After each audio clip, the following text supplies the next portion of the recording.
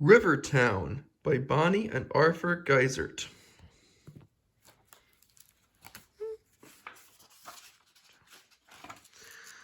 It's copyright 1999 by Bonnie and Arthur Geisert. On the banks of America's rivers, there are many towns. During the 18th and 19th centuries, the towns grew where fur trappers set up trading posts, where ferries crossed the rivers, where mines yielded rich ores, and where supply points where boats and trains were needed. Here's the fictional river, and where in the USA it's located. The river town is busy in the fall. Towboats move barges loaded with coal and grain up and down the river. Trains carry cargo along its edge and inland for later sale and shipment to countries around the world. See, here's a tugboat moving several barges, the freight train moving along the coast, and there's a firehouse, the church, churches, town hall, churches, the islands, small islands. There's cars crossing the traffic crossing the bridge, a river on the bridge. The town is often built in levels. First is the riverfront, with its businesses and sturdy buildings where goods are stored and sold. Set back are the churches and houses, often with lookout towers. Beyond are farms that rely on the river for moving their produce. There's the community. See, there's still the same train. There's a school. The children are at recess now. There's a barn in the background. There's another train. There's a swing bridge that another tugboat is moving.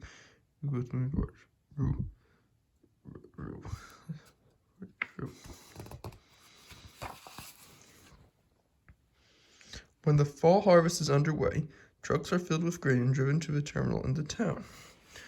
After trucks unload their tons of grain to the terminal, the grain is loaded onto barges and trains to be shipped to all parts of the world.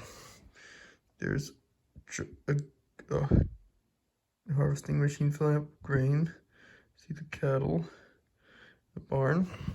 There's a tugboat loading, picking up loads of grain, and there's a train picking up grain.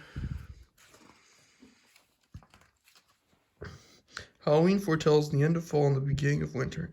It is a time from turn from work to play. Everyone joins in the fun. Residents line up along Main Street to see the floating people in costumes marching by. See there, everyone dressed in their Halloween costumes along Main Street at the cafe, at the First National. There's a tractor line from First National Bank. Dog, leprechaun, and that looks like a fun time. In winter, the loud blast of a towboat's horn is not heard. The river is frozen over, and the towboat companies have taken their barges south. River business is slow, but the trains still run. They blow their whistles at the crossings while people go about their winter work. See, the river is frozen. There's a train going slow, and the trucks are crossing the bridge slowly. And see, the houses, people are warm inside, and the fire alarm is busy. We must be going somewhere. Now people stay inside their warm buildings and look out on their town and on the river. Occasionally, a migrating eagle can be seen swooping down to a patch of open water near a dam to catch fish. Oh, that's the reason why the fire department is rusting to a fire, because the barn has been caught on fire. They're just children going into school. The river becomes a playground of ice for children. Ice fishing is a way to get fresh food. In winter, the cafe is always a good place to go. People gather for food and warmth, to debate world events, and to exchange the latest town news. So, your children having fun, are fun skating on the river, and people having fun chatting at the cafe. As the warm days of spring thaw, the ice and the snow on the hills melts, the river begins to rise. With rain, it continues to rise until water covers the small islands. People have to use boats instead of cars to get to shore. So it's spring now. So people who live on the small islands are forced to travel by boats instead of their cars, and it's flooded, and the children who live on the islands pick up their parents. There's a firehouse and the church. Part of the river has flooded the track. Day by day, the people watch the river with concern. Too much work can bring the threat of floods. The people build a levee of sandbags to hold back the water and protect the town. See, people are building a levee of sandbags to and protect the town. And see this in our school, and see the barn is gone. And there's a train crossing the bridge.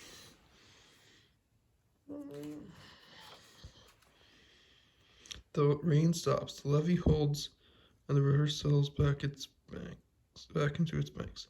The land dries and farmers prepare their fields for spring planting. In the schoolyard, children are delight in playing in the sun. Towboats and their barges are welcomed on the riverfront. The tractor plowing, see the pigs, the cattle, the farm. The children are his light and playing in the sun, and I'm sure they don't want to lose their ball. See each other fun. And what's great is how old the children are in this picture. The townspeople gather to enjoy the warming weather. The spring wind sweeps across the hills and bluffs, lifting kites and chasing fog from the river in the hollows. So there's a little girl. There's a little girl flying her kite. People are gathered on a hill. It looks like people are gathered in a pavilion above the river. There's a train going slow across the river. It is summer. The river is again busy with tows and trains. Buoys mark the deep channels where captains guide the barges. Train engineers must go slowly on the towns covering tracks. So, first of all, a train has regions derailed, but briefing as well. Party at the firehouse. A tugboat was moving several barges, cars are crossing the river bridge, and people can travel to House Island again. Summer is a time for fun on the river. There are gatherings at the park. There are boating parties and dock parties. Sailboats, houseboats, pleasure boats, and fishing boats all share the river with the towboats and barges. People at the restaurant, at school, and there, look, a barn has been rebuilt for silo and a roof. Someone's towing a truck out of a river. There's a freight train waiting for a tugboat and barge to pass through. There is time to build a treehouse on an island. And there is time to watch the river. See, some children are building a treehouse while their dog swims in the river. There's and see a tugboat captain's making sure. Wait, so the accident is gone. Tracks are cleared and everything is over. A year has passed in the river town. It was a year of challenge, and change can be caused by nature and man. Stories of the people's daily life and how they face the challenges can be seen in the illustrations. The river, an obvious challenge during the spring flood, took a Halloween witch for an uncharted ride and displaced an island dog to a rooftop lookout. At times, vehicles ended up in the river and needed towing help to get out. No one was hurt when a large boulder rolled down into the side of a quarry and crushed the office, boom truck, and bridge. The smashed truck was hauled to a junkyard. Luckily, the new boom truck escaped damage in the train wreck. The boulder was given a special place in the park. Some places in town have changed their shape. A huge coal pile was consumed and then replenished. The stone and gravel quarry widened as its rock was removed for construction material. A dredging machine removed silt from river channels and new islands were formed. Rock, lumber from a sawmill, and concrete from a cement plant were used to build roads, rock walls, in addition to the warehouse by the river.